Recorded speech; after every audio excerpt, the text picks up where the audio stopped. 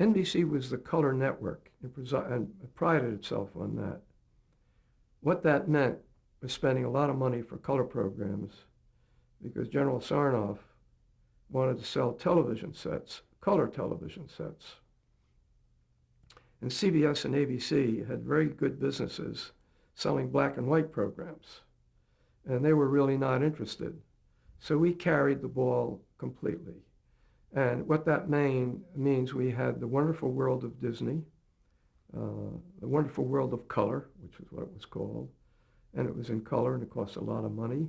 We did a lot of our specials in color, but not much else.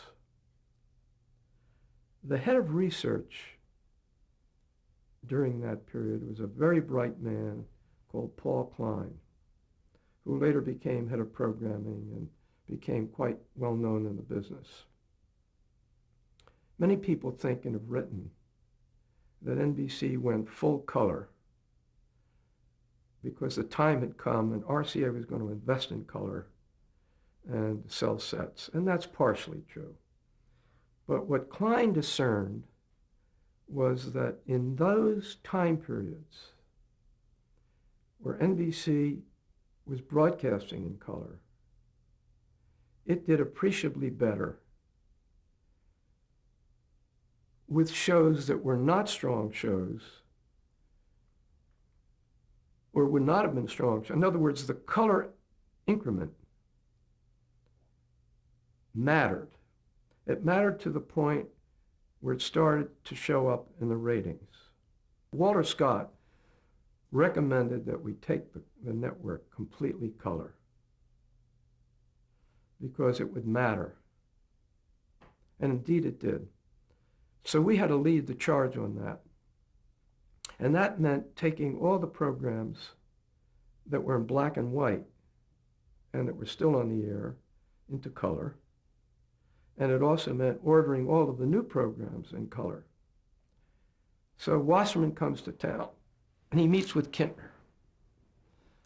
And he says, we will take all of our programs in color for $7,500 an episode. He perceived the need at NBC, and he also was smart enough to understand that color was coming and that his negatives would be worth more money if they were in color. And my department, me, was charged with taking everything color, which was not only the Universal shows, but the shows from Screen Gems, 20th Century Fox.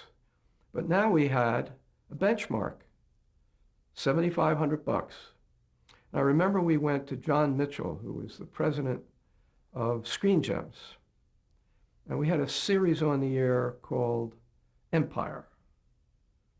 And I think it was in 63 or 64, I think it was 64 that we went to Screen Gems. 63 or 64, say, what would you want to negotiate with you about making next year's episodes in color? And their starting point was $30,000 per episode. And we had an offer from Universal at $7,500. So our starting point was $7,500. And I recall we wound up at $7,500. So Wasserman, I don't think gets any credit for this, but it was his action with Kintner on the recommendation of Scott, based on the recommendation of a fellow called Paul Klein. And the only credit I take was that I was a negotiator.